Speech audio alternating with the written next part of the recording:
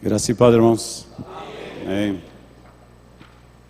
É um prazer estar novamente com vocês e trago um abraço da minha esposa, especialmente, para que não me cobre depois, né? Algumas vezes esqueço da saudação dos irmãos e especialmente dela. Mando o meu abraço. Nós tínhamos previsto vir em abril, mas infelizmente não foi possível. Ou seja, dias 4 de abril nós queríamos vir toda a família, mas não deu certo. Se Deus quiser, será em outra oportunidade, né? Mas mesmo assim, eu me dispus a vir para poder ver a nossa família na fé e a nossa família também de sangue, né? Que é muito grande. Então, um prazer estar com os irmãos, né? E poder compartilhar também esse tempo, né? Tempo tão maravilhoso, tão importante para as nossas vidas, né? De ministração ao Senhor e exaltação àquele que realmente é digno, e toda a glória, toda a honra, todo o louvor, né? Muito bem. Eu gostaria de compartilhar com os irmãos hoje acerca de algo que eu creio é muito importante a gente ter esse discernimento, né? E vou começar pelo texto de 2 Timóteo, capítulo 3, versículo 15. A maioria de vocês conhece de cor, né? Quando Paulo escreve a Timóteo acerca da Escritura e, sobretudo, o efeito que essa tinha tido sobre ele desde a infância. Ele diz assim no versículo 15: e que desde a tua meninice sabes as sagradas letras que podem fazer-te sábio para a salvação pela fé que há em Cristo Jesus. Toda a Escritura divinamente inspirada é proveitosa para ensinar, para redarguir, para corrigir, para instruir em justiça, para que o homem de Deus seja perfeito e perfeitamente instruído para toda a boa obra.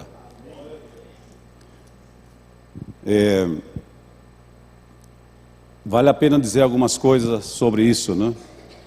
Primeiro, que acerca do que Paulo está escrevendo a Timóteo aqui, não era a escritura que nós temos hoje, o Novo Testamento, porque não havia sido totalmente escrito ainda. Estava em processo de compilar, de juntar, né? E somente no ano 92, 100 aproximadamente depois de Cristo, é que eles tiveram todo o Novo Testamento. Paulo está falando do Antigo Testamento e como a importância que ele tem, e eu vou falar um pouco sobre essa importância, né? Eu creio que esse discernimento que nós devemos ter com relação à palavra, o Antigo e o Novo Testamento. Por que eu digo isso? Ultimamente tenho pensado muito e tenho também investigado um pouco sobre isso, porque evidentemente nós não podemos sobrepor o velho ao novo. Nós sempre temos que ver o antigo desde a ótica do novo. Ou seja, a autoridade para nós, pelo fato que nós como igreja seremos julgados por Cristo, né? Não pelo Antigo Testamento, mas pelo Novo Testamento. Ou seja, pelas 3 leis que nós encontramos no Novo Testamento. E eu vou ressaltar isso, vou mostrar isso. Quais são essas 3 leis pelas quais nós seremos julgados? Nós não seremos julgados por um juízo que nós não tenhamos nenhum parâmetro e que nós não tenhamos aprendido acerca destas leis, para que possamos então, no dia em que nos apresentemos no tribunal de Cristo, possamos ser julgados por ela. Então, não há dúvida que todo o Novo Testamento, nós temos em todo o Novo Testamento essas 3 leis, né? Porque a gente vê muitos pastores dizendo: nós estamos debaixo da lei, mas debaixo da graça. Mas muitas vezes não especifica debaixo de que lei, né? Lembremos que no Antigo Testamento nós temos aproximadamente 618 mandamentos, né? Mas nós temos mandamentos da graça, debaixo da graça, que nós devemos seguir fielmente. É o fundamento da nossa fé, é a base da nossa prática. Então, quais são essas 3 leis que nós temos, pelas quais nós como igreja seremos julgados? E como devemos olhar para o Antigo Testamento? Então, primeiramente é importante ver o que Paulo diz a Timóteo acerca disso. Lembremos que a fé que Timóteo começou a ter, ele diz que primeiro habitou na avó. Lembremos que Timóteo vinha de um jugo desigual, né? A mãe era judia, mas o pai não, né? Então, automaticamente, foi a mãe e a avó quem ensinou as primeiras letras a Timóteo, né? E aí nós vemos isso na primeira carta, né? No capítulo, creio que capítulo 1, ele começa a falar sobre isso, né? Da fé que, da segunda, no capítulo 1 e no versículo 5, né? Trazendo à memória a fé não fingida que há em ti, a qual habitou primeiro em tua avó Loide. Lembremos que o fundamento da fé que eles tinham, nesse contexto, era o Antigo Testamento. Eles não tinham o Novo Testamento ainda. Quando falamos da avó e da mãe, então nem remotamente tinha nada. Porque os primeiros livros do Novo Testamento a ser escritos foram Mateus e João. No ano 52 aproximadamente começaram a ser escritos. No ano 100 concluiu todo o Novo Testamento. Então não existia, o único fundamento que eles tinham, obviamente, que era o Antigo Testamento. E nós vamos ver que o Antigo Testamento é uma fonte de consolação, é uma fonte de fé, o valor e a importância que tem o Antigo Testamento sobre as nossas vidas. Porque o fato de termos o Novo, e que o Novo seja a base, o parâmetro pelo qual Cristo nos vai julgar, não significa que o Antigo está descartado por nós, ou que deva ser descartado. Porque nós não vamos ter a compreensão da totalidade de tudo aquilo que Deus deixou como ensinamento histórico, tudo aquilo. Como saberíamos da criação se não fosse o Antigo Testamento? Como saberíamos dos patriarcas, do dilúvio, se não fosse o Antigo Testamento?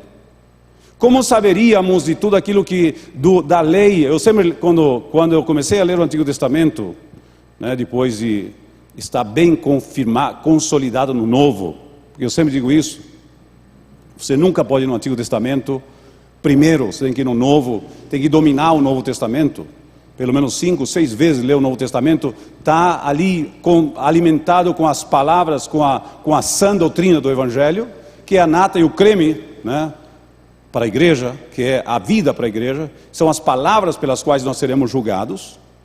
Então nós não podemos ir ao Antigo sem primeiro olhar o Antigo desde a ótica do Novo Testamento. Então eu tenho que dominar o Novo Testamento, para que quando eu começar a ler o Antigo, eu não venha confundir-me.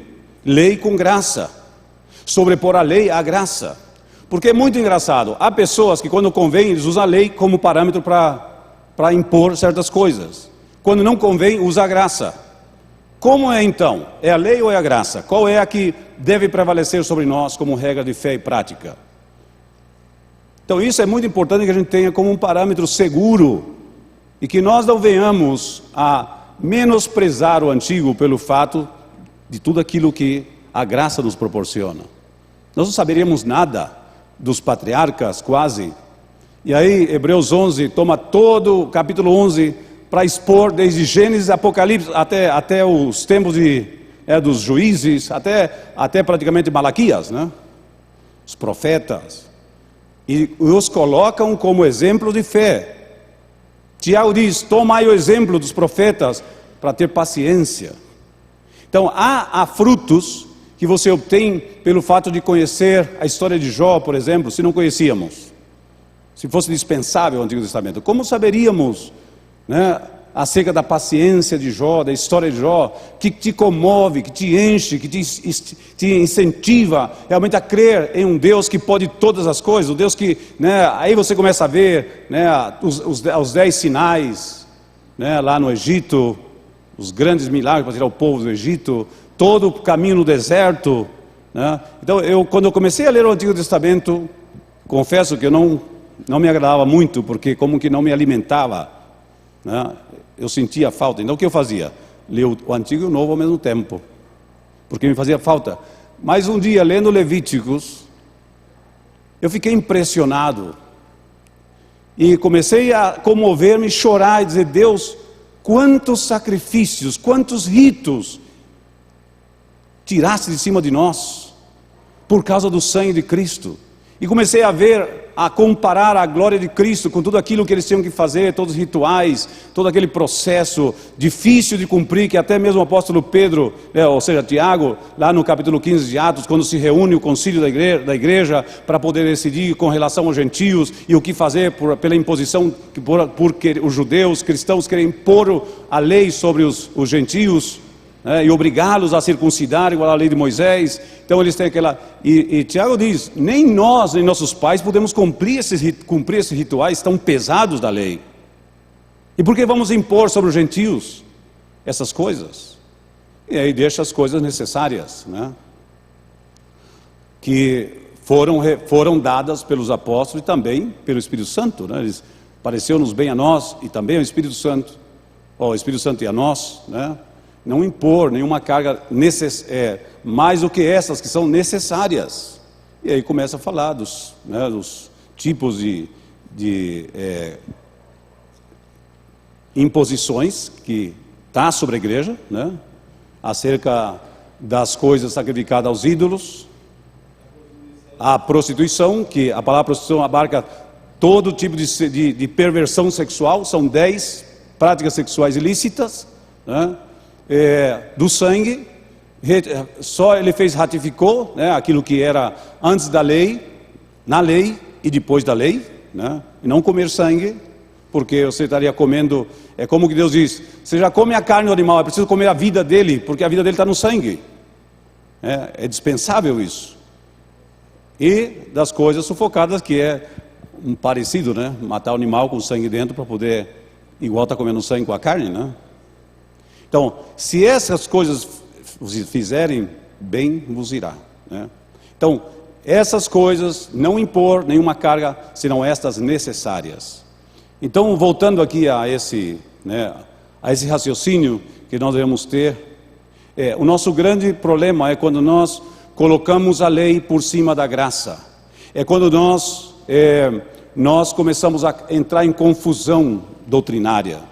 E há muitas igrejas com confusões doutrinárias terríveis por causa de contextualizar equivocadamente o antigo, colocando sobre o novo.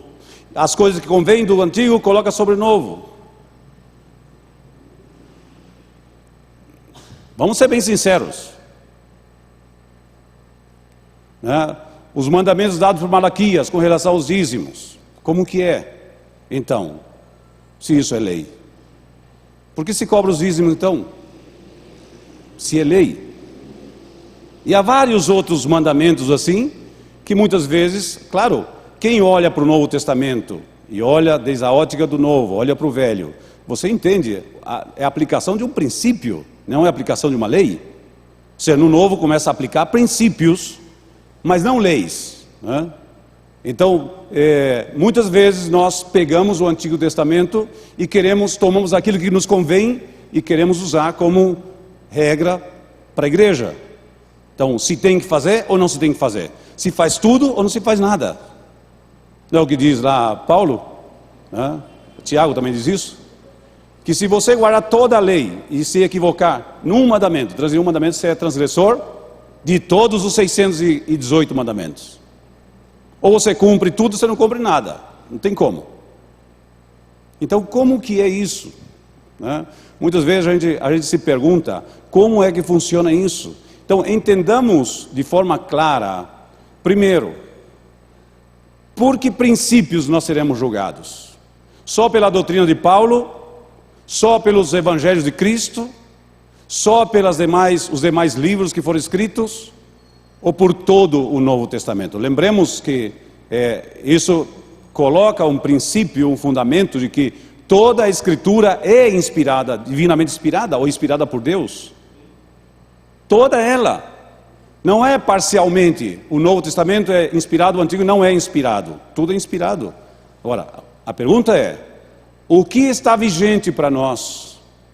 Por quais parâmetros devemos ser guiados e por quais seremos julgados como igreja? Isso é que nós vamos perguntar. Devemos entender a grandeza, a sublimidade da graça. Isso está mais que bem revelado. Não se sobrepõe lei sobre graça. Mas a graça tem leis. A graça tem princípios. E nós temos 3 leis fundamentais pelas quais nós seremos julgados como igreja. Assim que ninguém está isento de viver como quer. Temos que ater-nos à Escritura. Temos que estar fielmente submetido àquilo que nos foi revelado pelo Espírito, dado aos apóstolos, profetas e ao mesmo Cristo, porque Ele começou isso. Atos capítulo 1, versículo 1, Lucas diz: fiz o primeiro tratado, ó Teófilo, falando acerca das coisas que Jesus começou a fazer e a ensinar. Jesus começou a fazer e ensinar. Depois Ele deu mandamentos pelo Espírito Santo aos apóstolos que dantes conhecera, para que eles continuassem a revelação apostólica. Então nós temos a doutrina de Cristo, temos a doutrina apostólica, que para nós é o fundamento e são os parâmetros pelos quais seremos julgados. Primeiro passamos pelo juízo temporário, juízo aqui na terra. A igreja está debaixo de um juízo. Nós não podemos pensar que porque estamos debaixo da graça, você pode fazer o que você quiser, que não vai acontecer nada. Nós estamos debaixo de um juízo, tá? É o juízo temporário sobre a igreja. Aonde está esse juízo? Todas as ceias nós celebramos e parece que não vemos isso, né? Não há condenação para os que estão em Cristo Jesus, né? Mas continua o versículo: os que não andam conforme a carne, mas conforme o Espírito. Aqueles que persistirem em andar segundo a carne terão julgamento sobre ele aqui na terra. Que o juízo para alguns começam aqui, outros só se revelará no dia da eternidade. Então, por isso, lá no capítulo 11 ele diz: julgue-se a si mesmo, né?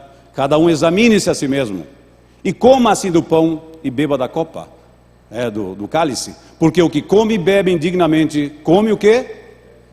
Juízo. Juízo come e bebe para si. Portanto, há entre vós, por causa disso, há entre vós alguns enfermos, outros debilitados ou fracos, e outros dormem, estão mortos, já morreram, de tanta transgressão e tomar de forma irresponsável, inconsequente, sem estar realmente julgando-se a si mesmo. Então é julgado pelo Senhor, já que não quer ser julgar a si mesmo. Não entende? Então há pessoas que morrem prematuramente na igreja pelo fato de tentar ao Senhor. O juízo que veio sobre Ananias e Safira. Mas nós estamos debaixo da lei. Por que esse juízo? Porque a igreja está debaixo do juízo. O juízo temporário que está sobre a igreja. Pedro diz isso, né? Sobre esse juízo, que há um juízo sobre a igreja de Deus, né? Todos nós estamos debaixo desse juízo. Ou seja, nós não podemos... Quais são os parâmetros desse juízo? Todo o Novo Testamento. Nós temos compromisso com a verdade, com a palavra, de vivê-la, praticá-la. Quem pode fazer isso? Todo aquele que nasceu de novo. João diz que os seus mandamentos não são gravosos, são difíceis de cumprir ou de fazer. Se você nasceu de novo, não te é difícil obedecer a palavra, a menos que você queira viver na carne, a menos que você rejeite a verdade para viver no engano, a menos que você não receba o leite racional, não falsificado, adulterado pela palavra de Deus, para que você cresça através dele. Mas se não for assim, se você realmente ama o Senhor, você ama a palavra. Quem não ama a palavra é quem não ama a Deus. Não é o que diz a palavra? Minha palavra não entra em vós, porque não sois de Deus. Então, se você não é de Deus, você não vai gostar da palavra. Ou se você está doente, você não vai gostar da palavra. Não vai ter sabor pela palavra, gosto pela palavra. Mas aqueles que realmente não estão enfermos e não estão mortos, né? Porque também há isso. Infelizmente alguns já morreram na fé, né? Tem um nome de que vive lá do capítulo 3 de Apocalipse, versículo 1, mas estão mortos. Não tem mais a vida do Espírito neles, porque infelizmente fizeram tudo para apagar, extinguir a obra do Espírito e afrontar ou confrontar ao Espírito, né? Então, claro, ninguém vai escapar disso. Então há um julgamento, capítulo 4 de 1 Pedro. Versículo 15, ele começa a falar sobre as aflições, as provas, que todos nós, que não devemos estranhar isso como se fosse algo, agora que eu sou crente, por que vem prova? Ninguém deve estranhar as provas, porque nós estamos ordenados para isso. É que a igreja se acostumou só a ter bênçãos e benefícios do Evangelho, e não está disposto a pagar o preço que o Evangelho requer por seguir e obedecer à verdade. Há pessoas que estão sofrendo até hoje, porque tiveram que tomar uma decisão em continuar no adultério ou deixá-lo. E até hoje continuam só sofrendo. Tiveram que criar seus filhos, porque não quiseram assumir um novo casamento, tiveram que passar por humilhações, tiveram que sofrer muito por causa do Evangelho, por se fazer eunuco por causa do reino de Deus. É um preço. Nós não podemos falar de graça sem falar de toda a graça, que requer renúncia, né? Requer da nossa parte sacrifício de nós mesmos, morrer cada dia, como diz Paulo, né? Protesto, cada dia morro. Ou seja, a renúncia, né? O renunciar é algo que deve formar parte das nossas vidas. Nós só crescemos se morrermos. Ninguém cresce, né? O nascimento é justamente pela morte, identificação com Cristo na morte e na ressurreição. Aí começa tudo, né? O primeiro batismo, o batismo na cruz, né? O batismo na morte, a imersão na morte de Cristo, identificar-se com Ele, a morte inclusiva de Cristo, onde todos nós morremos e ressuscitamos nele para viver uma vida nova, no Espírito, não mais na carne, né? Guiados pela palavra, nutridos pela sã doutrina, né? Essa sã doutrina que é a base, a nossa base de valor, de juízo, né, de vida e também eterno, porque nós seremos julgados por ela, a palavra é eterna, né? Capítulo 4, versículo 15, que nenhum de vós padeça como homicida ou ladrão, ou malfeitor, ou como o que se entremete em negócios alheios. Mas se padece como cristão, não se envergonhe, antes glorifique a Deus nesta parte, né? Então, nós estamos sujeitos a padecermos por causa do Evangelho. Nossos irmãos agora, né, lá nos países muçulmanos, né, a gente muitas vezes se queixa, nossa igreja não cresce ou é pequena. 7 membros é uma mega igreja nesses países que estão debaixo de perseguição. 7 membros, 7 pessoas. É uma mega igreja. Né? E hoje a gente vive mais de aparência do que de algo consistente. Nós estamos mais preocupados muitas vezes com aquilo que é visível do que aquilo que é invisível, né? Que não pode ser visto. Quer dizer, nós muitas vezes nos preocupamos com a estética e nos esquecemos da consistência que deve haver, né? Tudo aquilo que há em nós, há uma coluna vertebral que faz com que nós fiquemos em pé e que tudo isso possa estar, músculos que sustentam, não se vê nada disso, mas está aí, é o que dá força ao corpo, energia, né? Então as coisas que muitas vezes nós não vemos, são as que realmente importa, né? Porque aquilo que se vê, só se vê a partir daquilo que não se pode ver, né? Nós trocamos com o visível é temporário, né? O que Paulo diz, as coisas que se veem são temporais, as que não se veem são eternas. Então muitas vezes não se vê certas coisas, né? Não se vê a nossa relação com Deus, não se vê só aquilo que nós estamos diante das pessoas. Então é importante que nós entendamos esse princípio. Mas disse, se padece como cristão, não se envergonhe, antes glorifique a Deus nesta parte. Porque é tempo que comece o julgamento pela casa de Deus. A casa de Deus é a igreja, né? Lembremos que a palavra, os apóstolos usaram diferentes figuras para referir-se à igreja, né? A casa de Deus não é esse templo material, físico. A casa de Deus somos nós e também todo o conjunto da igreja em toda a terra, dos regenerados, nascidos de novo, os que vivem a vida nova em Cristo, que estão debaixo dessa graça sublime, maravilhosa, incomparável. Todos aqueles que foram redimidos, comprados pelo sangue, né? E vivem debaixo desse sangue, precioso sangue, né? Então ele diz que porque já é tempo que comece o julgamento pela casa de Deus. E se primeiro começa por nós, a igreja, qual será o fim daqueles que são desobedientes ao Evangelho de Deus? E se o justo apenas, sabe como traduz em espanhol? Se o justo com dificuldade se salva. Não é fácil, não é com facilidade. Há um processo de vida, de comprometimento, de renúncia, de amor prático, não amor de palavras, de línguas, mas de obra, de verdade. Porque seria muito romanticismo se o casamento fosse só romanticismo, né? Seria muito bom, mas não é. Que romanticismo há quando os nervos afloram, né? E quando começa a haver problemas e conflitos? Que romanticismo há? Né? Quer dizer, mas não é só isso, é também isso, né? O amor romântico, mas não só disso um casal sobrevive ou vive, né? Há muitas outras coisas que são necessárias para que haja essa vida em comum, né?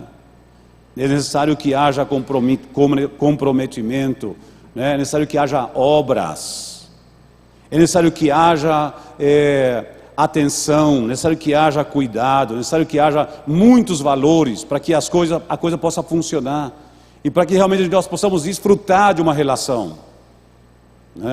Não é a mesma coisa estar com uma pessoa que desfrutar da pessoa, né? Quer dizer, quando nós desfrutamos da pessoa, quando nós começamos realmente a viver um para o outro, né? E entender, a maturidade traz isso na relação, né? Tempo de casamento não é sinônimo de maturidade, né? Geralmente quando eu vou tratar algum casal, eu às vezes pergunto, né? Vocês querem que eu vá com chupeta e com uma madeira?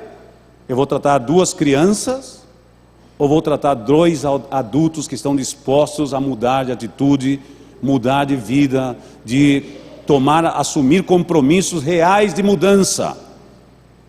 Porque se vocês continuarem fazendo as mesmas coisas, vocês terão sempre os mesmos resultados. Se quiser mudar a equação, se quiser mudar o resultado, tem que mudar a equação. Então há muitas pessoas orando para que as coisas mudem, mas fazendo as coisas da mesma forma de sempre. Você tem que orar e estar comprometido com a tua oração, né? De mudar a atitude também. Então, realmente as coisas mudam. Então há um juízo, em espanhol fala que há um juízo, né? Sobre a casa de Deus. Então esse juízo temporário, quando dura? Desde a conversão até a morte. Desde a conversão até a morte vai durar esse juízo. Ou seja, ninguém está isento ou fora desses parâmetros de vida, de fé, vida e prática.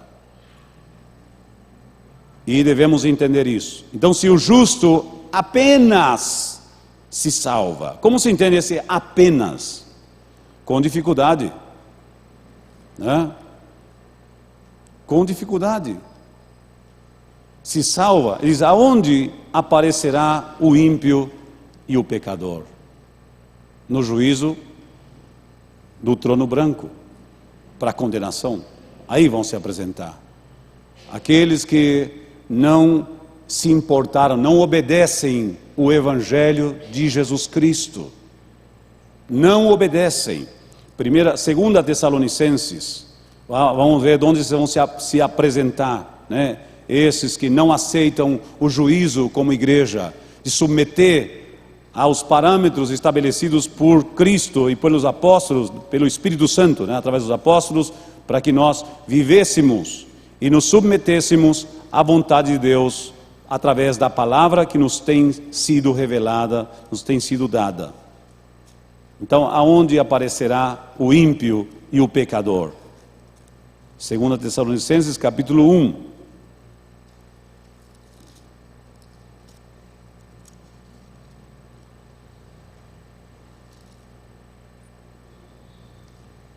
Versículo 6, se de fato, quer dizer, é justo diante de Deus que dê paga, que empaga a tribulação aos que vos atribulam, e a vós que sois atribulados, descanso conosco, quando se manifestar o Senhor Jesus desde o céu, com os anjos do seu poder, como labareda de fogo, tomando vingança dos que não conhecem a Deus, que não conhecem a Deus, que nunca escutaram o Evangelho, ou que não quiseram conhecer. Romanos 1, 18 em diante, não tiveram nem sequer nenhuma vontade, nem desejo, nem buscaram conhecê-lo, apesar do testemunho da consciência, apesar do testemunho da natureza, apesar de todos os testemunhos que Deus tem dado, a bondade dele sempre para com a humanidade, apesar de tudo isso, não quiseram conhecer a Deus. Então, aonde se apresentarão os que não conhecem nada de Deus nem do Evangelho? Aqueles que creem que serão salvos. Então a pergunta é essa: por que pregar então, se eles vão ter a opção de ser condenados se rejeitarem? É porque já estão condenados. Não há desculpa para ninguém, inclusive não conhecer a palavra. E aí nos diz o capítulo 1 ainda, diz assim, versículo 9: os quais por castigo padecerão, vou terminar de ler, como labareda de fogo, tomando vingança dos que não conhecem a Deus e dos que não obedecem o Evangelho de nosso Senhor Jesus Cristo. Aonde se aparecerão aqueles que expulsaram demônios, se rebelaram contra o Evangelho? Mas expulsaram demônios pelo poder dos demônios. Mentira! Não é uma contradição. Ninguém expulsa demônio por demônios. É o que Jesus diz. Só pelo Espírito de Deus pode expulsar demônios.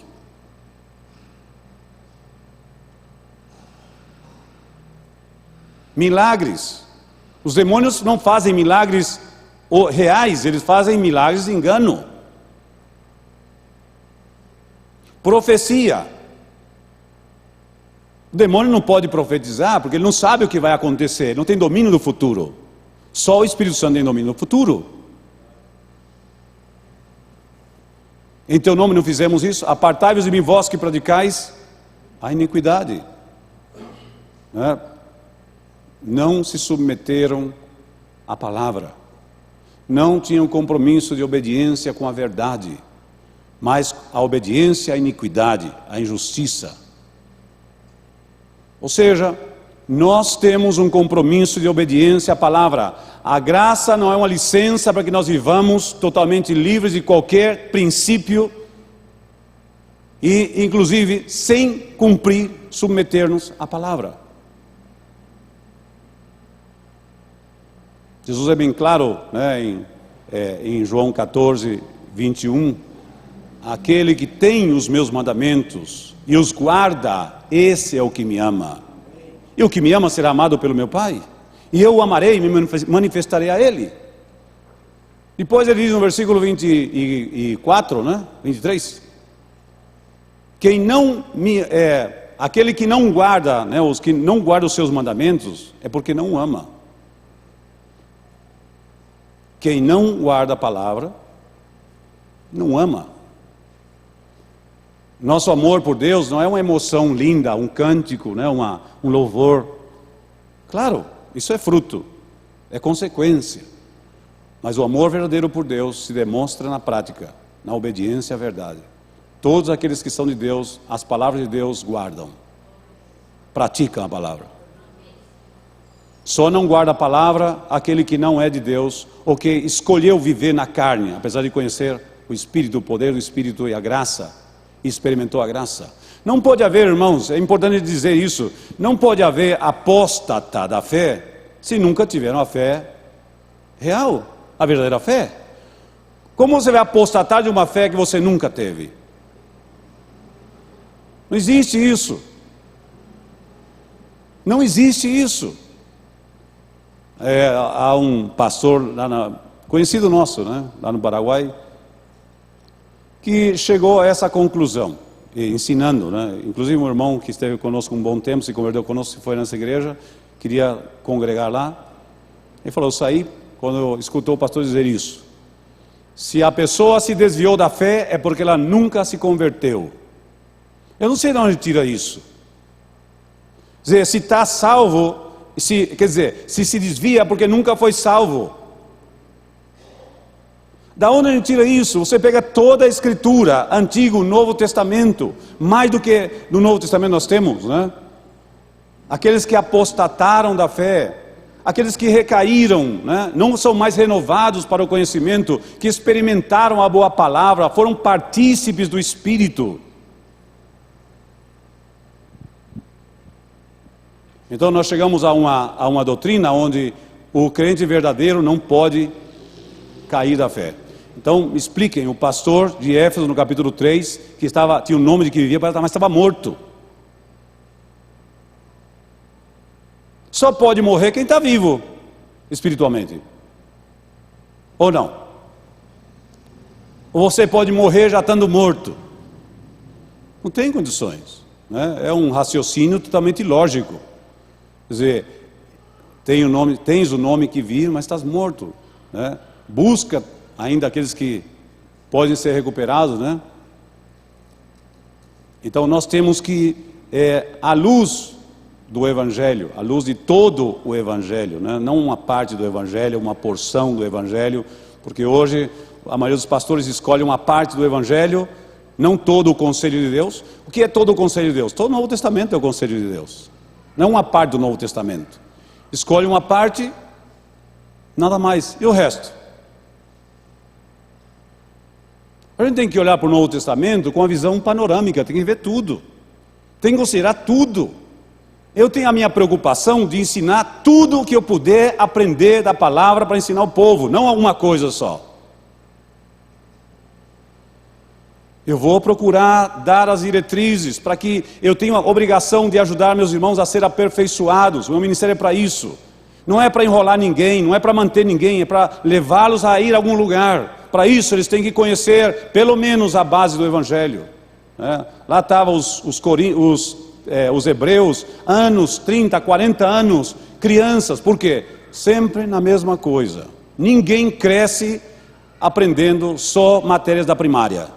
Tem que passar depois para o ginásio, para o colegial, para a universidade.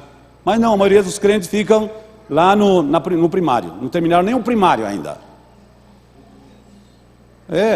Devendo ser já mestres, né, capacitados para ensinar todo o conselho de Deus, ainda estão amarrados, né, por causa da falta do ensinamento. Irmãos, não há nada mais relevante na igreja do que o ensinamento. O ensinamento para a igreja é vida ou morte. Nós estamos para poder pregar, ensinar, guiar, corrigir, instruir, como diz a palavra, com toda a autoridade da palavra de Deus. Por isso nós estudamos, por isso que nós investigamos, por isso que nós analisamos tudo, vemos o que está acontecendo. Tantas doutrinas cheias de heresia. Por quê? Porque cada um toma uma parte do Evangelho. Você vai ver a igreja diferente. Qual é o enfoque? Qual é o foco dela? O foco dela é isso, só isso.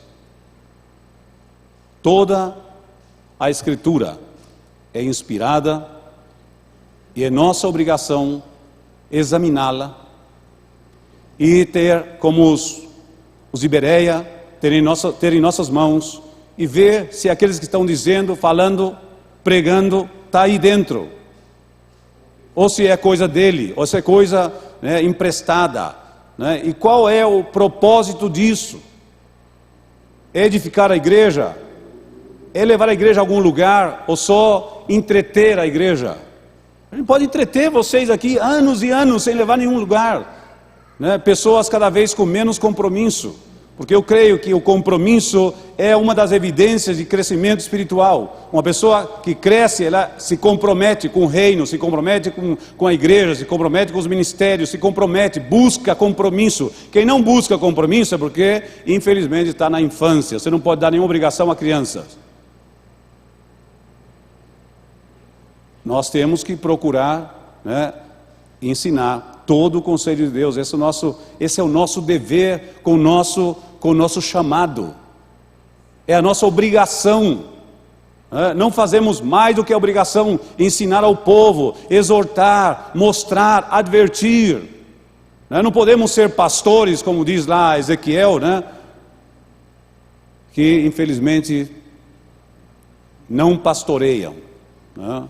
Quer dizer, nós temos que pastorear, Temos que levar a igreja, saber para onde levar, para onde nós queremos chegar, quais são as metas que nós temos. O ensinamento faz isso. Não há nada mais poderoso, né, e que influencia as pessoas do que o ensinamento. Paulo disse: se o que toca a trombeta para a guerra der um som equivocado, quem se preparará para a batalha? Ou seja, nós estamos tocando a trombeta quando estamos advertindo, quando estamos ensinando, quando estamos exortando, quando estamos aconselhando. Nós estamos tocando a trombeta. E temos que dar um som claro. Não podemos dar um som fora do tom ou fora de lugar, porque ninguém vai poder se preparar. Então, diz aqui, para aqueles que não obedecem ao Evangelho do nosso Senhor Jesus Cristo, né? Os que não conhecem a Deus ou não conheceram a Deus, capítulo 1 de 2 Tessalonicenses, versículo 8, disse: como labaredo de fogo, tomando vingança dos que não obedecem a Deus e dos que não obedecem ao Evangelho de nosso Senhor Jesus Cristo. Então, quando a gente pensa na lei de Deus, né, nos mandamentos de Deus, a gente pensa que é a lei de Moisés, né, e não é. 1 João capítulo 5. 1 João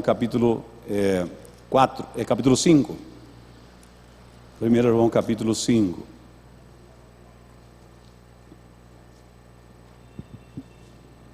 Versículo 2: nisto conhecemos que amamos os filhos de Deus, quando amamos a Deus e guardamos seus mandamentos. Porque se nós dizemos que amamos a Deus e não guardamos seus mandamentos, o que diz Jesus? O que me ama, o que tem os meus testemunhos, minha palavra, os meus mandamentos, e os guarda, esse é o que me ama. Guardar é fazer, praticar. Diz, versículo 3: porque este é o amor a Deus. Como a Bíblia define o amor para com Deus? Qual é? Qual é o amor a Deus? Aqui, segundo esse versículo, e vários outros. Porque este é o amor a Deus, em que guardemos os seus mandamentos. Não fala de mandamento no singular, mas no plural, porque são vários. Esse é o amor a Deus, quando nós guardamos os seus mandamentos. E os seus mandamentos não são pesados ou difíceis de ser praticados, ou gravoso, né? Difícil de levar, ou difícil de praticar, porque o Espírito que está em nós é o mesmo Espírito que inspirou para escrever isso. É Ele quem nos capacita dentro de nós a fazermos a vontade do Pai. Ele mesmo em nós é quem nos estimula, quem nos ensina, quem nos convence, quem nos traz à memória aquilo que nós aprendemos, escutamos. É o Espírito que faz isso em nós e através de nós, para que nós possamos viver, né, essa palavra maravilhosa, essa palavra viva, essa palavra poderosa. 1 Coríntios capítulo 9. Então, quais são os parâmetros ou as leis debaixo das quais nós estamos? Capítulo 9 porque volta a dizer, muitos dizem: eu não estou debaixo da lei, mas debaixo da graça. Então eu não tenho nenhum compromisso com mandamento algum, porque eu não estou debaixo da lei. Mas esquece que nós sim estamos debaixo da lei de Cristo, primeira lei que nós temos aqui, tá? Capítulo 9 de 1 Coríntios e o versículo 21. Para os que estão sem lei, como se estivera sem lei, não estando eu sem lei para com Deus, mas debaixo da lei de Cristo. Mas debaixo da lei de Cristo, para ganhar os que estão sem lei. Então a nossa primeira lei, debaixo da qual nós estamos, é a lei de Cristo. O que é lei? Lei foi feita para ser cumprida, não para ser filosofada ou ensinada somente, para ser vivida. Porque você só tem duas opções com um mandamento, com uma lei: ou você faz o que ela diz, ou você é desobediente e rebelde contra a lei. Não há outra opção. Ou você obedece ou você desobedece. Então, nós estamos debaixo da lei de Cristo. Romanos capítulo 8, versículo, creio que versículo 2, né? Paulo diz aí. Sim, então nós temos outra lei aí. A lei do Espírito de vida, né? Que em Cristo,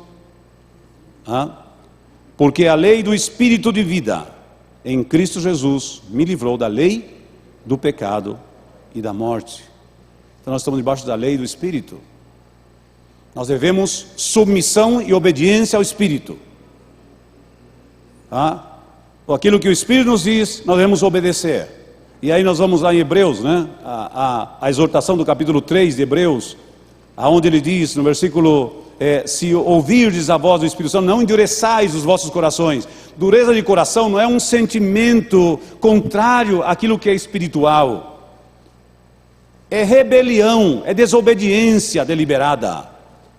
É afrontar, é ir contra aquilo que o Espírito está ordenando você fazer. É você rejeitar a voz do Espírito. É você ir contra a lei do Espírito. Então ele diz no Hebreus capítulo 3, né? Ele diz isso. Versículo 13, ele fala de exortar todos os dias, durante o tempo que se chama hoje, para que nenhum de vós se endureça pelo engano do pecado, né? E aí no versículo 14, porque nós nos tornamos participantes de Cristo, se retivermos firmemente o princípio da nossa confiança até o fim.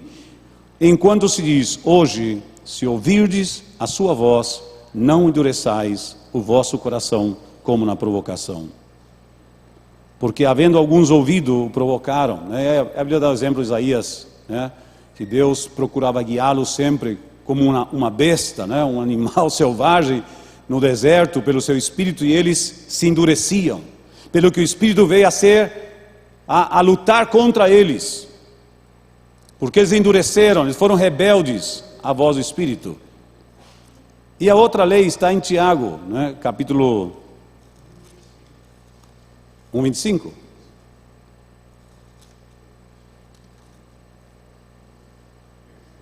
A lei perfeita da liberdade, né? Quer dizer, a lei que nos faz livres, não escravos, né? Essa lei nos liberta. A lei do Espírito que faz? Nos liberta do pecado e da morte, né? Dando uma vida nova e a capacidade de viver para Ele, viver nele, por meio dEle, pelo poder dEle, pela glória dEle, pelo ministério dEle, né?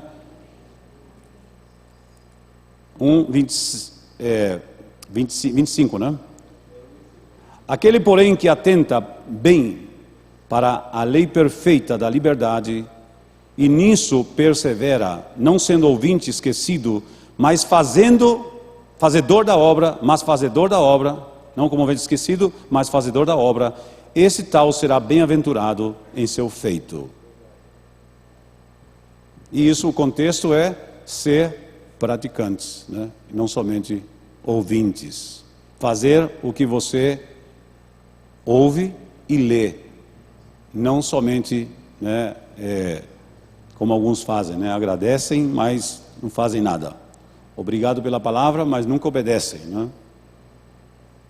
Então, é obrigado pela palavra, né? E viver a palavra. Então aí fala a lei da liberdade. O que é a lei da liberdade? A lei perfeita da liberdade, né? O que é essa lei? Qual é essa lei que nós temos? Lembremos que nós já temos na Escritura, no Novo Testamento, sim, as leis pelas quais nós seremos julgados. Capítulo 12, só para ir fechando, tá? Capítulo 12 de João, versículo 47 e 48, Jesus diz que se alguém ouve as minhas palavras e não as cumpre, né, não as guarda, eu não julgo, porque não vim julgar o mundo, mas uma vos há de julgar no último dia. A palavra que vos tenho falado, ela vos julgará no último dia. Então nós seremos julgados pela palavra, né? Como julgar aqueles que não obedeceram ao Evangelho, se o Evangelho não vai ser usado como parâmetro de juízo? Não tem condições. seja, justamente nós, e eu sempre digo às pessoas, se vocês não querem ser omissos, leiam a palavra, amem a palavra, examinem a palavra, pratiquem a palavra e nunca vão ter problema, nem aqui nem na eternidade. Porque nosso desafio é justamente ser filhos obedientes. Então, qual é essa lei? É a lei da consciência. Há coisas que não estão escritas aqui no Novo Testamento, mas tem a base, o fundamento, e você é livre. É o que Paulo diz lá, em 1 Coríntios: todas as coisas me são lícitas, mas nem todas me convêm. Ou seja, eu tenho que saber julgar pela consciência aquilo até onde eu posso, porque não há nenhum mandamento, aquilo que não há um mandamento explícito sobre aquilo, que eu tenho que usar a consciência para isso. O que diz a consciência? O que está ditando a consciência, o Espírito através da consciência? E lembremos que esta lei também é respaldada por o que diz Tiago, no capítulo 4, que aquele que sabe que deve fazer o bem e não faz, isso lhe é pecado. Ele está transgredindo qual lei? A lei da consciência. Romanos 2,15. Aí fala também, a consciência acusando e defendendo, no dia em que Deus... e aí Paulo também coloca novamente o evangelho dele, dos apóstolos em geral, pelos quais nós seremos julgados. No dia que Deus venha a julgar os segredos dos corações dos homens, segundo o meu evangelho. Então, a doutrina dos apóstolos é o meio pelo qual nós seremos e devemos perseverar na doutrina dos apóstolos, como a igreja primitiva fazia.